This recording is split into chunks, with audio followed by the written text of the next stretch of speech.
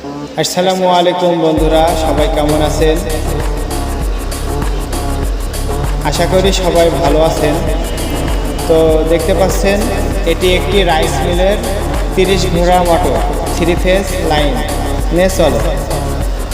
তো মোটরটি খুলতে অনেক কষ্ট হয়েছিল, কিন্তু মোটরটি খোলার পরে এখন বাঁধানো হচ্ছে। খুব সুন্দরভাবে কাজ করছি দেখছেন।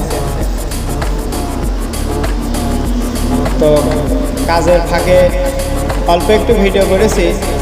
সব ভিডিও করতে গেলে তো কাজ নষ্ট হয়ে যাবে, কারণ এই মোটরটি অনেক ওয়েট, যা নাড়াচাড়া করা অনেক কষ্টকর। এই জন্য সব ভিডিও দেখাতে পারছি না।